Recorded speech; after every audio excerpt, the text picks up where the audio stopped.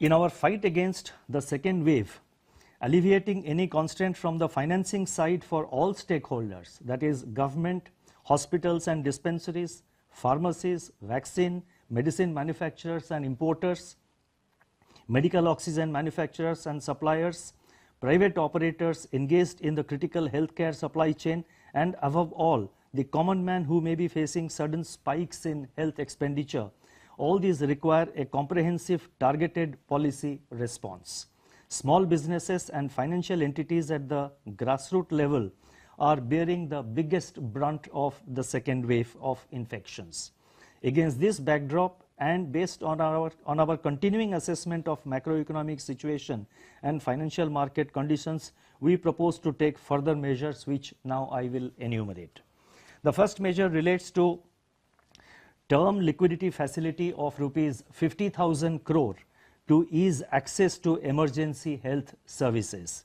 To boost provision of immediate liquidity for ramping up COVID-related healthcare infrastructure and services in the country, an on-tap liquidity window of rupees 50,000 crores, rupees 50,000 crore with tenor of up to 3 years at the repo rate is being opened till March 31st, 2022, that is March 31st of next year. Under the scheme, banks can provide fresh lending support to a wide ranging of entities including vaccine manufacturers, importers and suppliers of vaccine and priority medical devices, hospitals and dispensaries, pathology labs, manufacturers and suppliers of oxygen and ventilators, importers of vaccine and COVID-related drugs, logistics firms and also patients for treatment. Banks are being incentivized for quick delivery of credit under the scheme through extension of priority sector classification to such lending, and this facility will be available up to 31st March next year, that is 31st March of 2022. These loans will continue to be classified under priority sector till repayment or maturity, whichever is earlier. Banks may deliver these loans to borrowers directly or through intermediary financial entities regulated by the Reserve Bank of India. Banks are expected to create a COVID loan book under the scheme. By way of an additional incentive, such banks will be eligible to park their surplus liquidity up to the size of COVID loan book with the RBI under the reverse repo window at a rate which is 25 basis points lower than the repo rate, or termed in a different way, that is explained in a different way, 40 basis points higher than the reverse repo rate. So this is an additional incentive that is being given to the extent that they are using this window and they are lending, and to the extent that is available in their COVID loan book which they are going to create. Whatever is the loan disbursed under that window, equivalent amount they can put it in reverse repo at a rate which is 40 bips higher than the normal reverse repo rate which prevails today.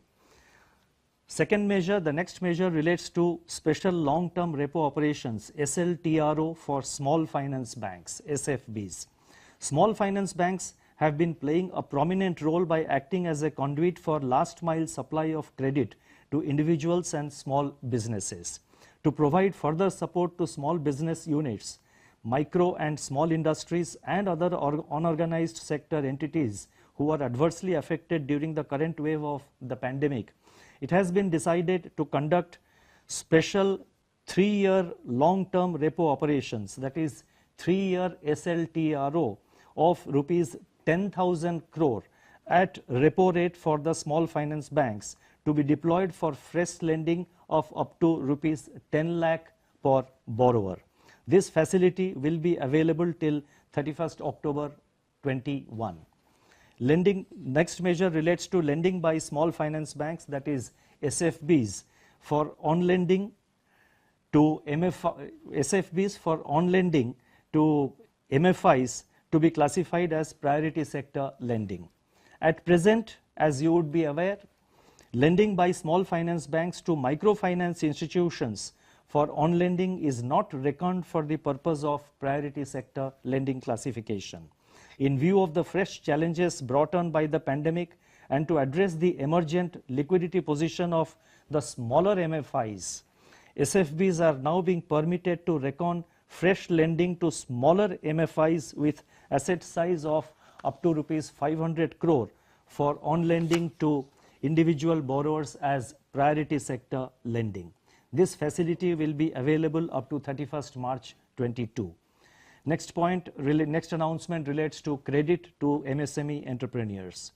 With a view to incentivize credit flow to micro, small and medium enterprises, that is MSME borrowers, in February 2021, the scheduled commercial banks were allowed to deduct credit disbursed to new MSME borrowers from their net time and demand liabilities, that is NDTL, for calculation of their cash reserve ratio, CRR, in order to further incentivize inclusion of unbanked MSMEs into the banking system.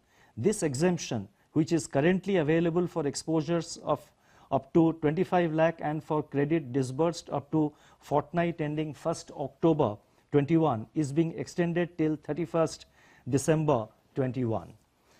The next measure relates to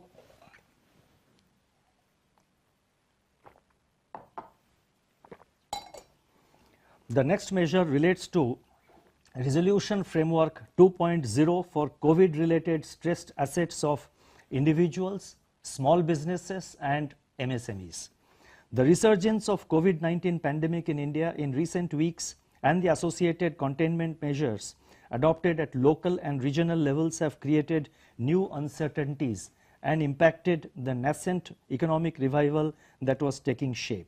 In this environment, the most vulnerable category of borrowers are individual borrowers, small businesses and MSMEs.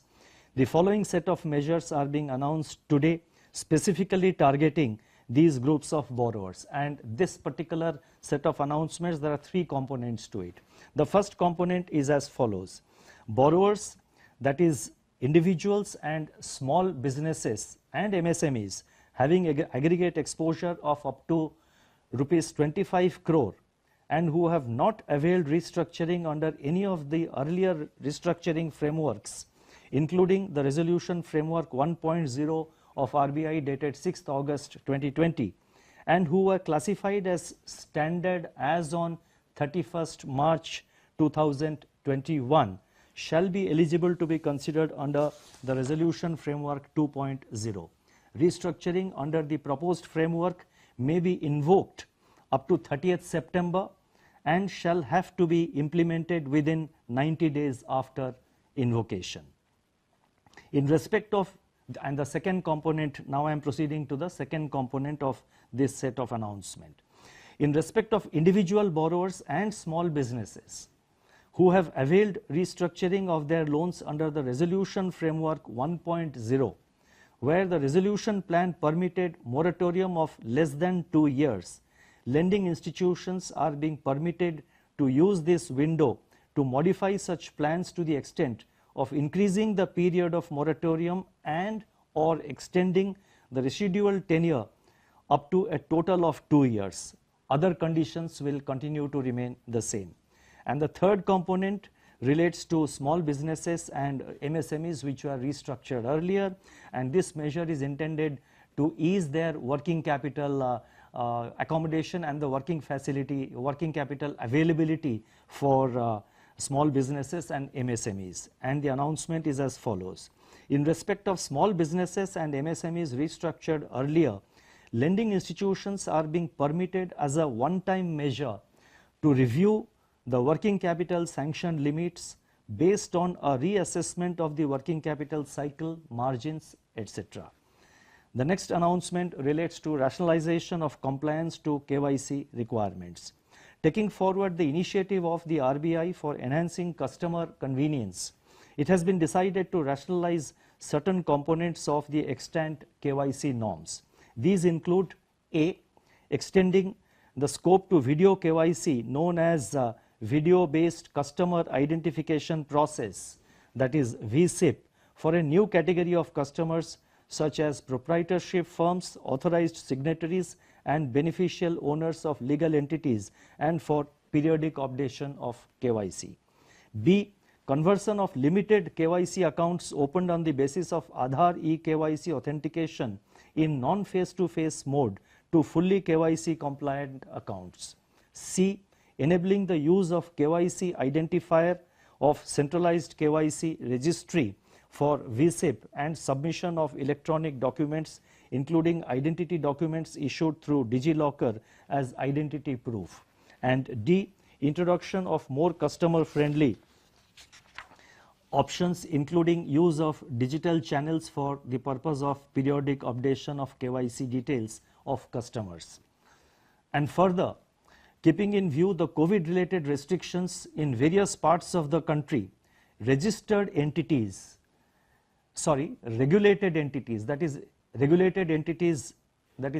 financial entities regulated by the RBI are being advised that for the customer accounts where periodic KYC updating is due or pending, no punitive restriction on operation of customer accounts shall be imposed till 31st December 21, unless warranted due to any other reason or under instructions of any other regulator, enforcement agency, court of law, etc.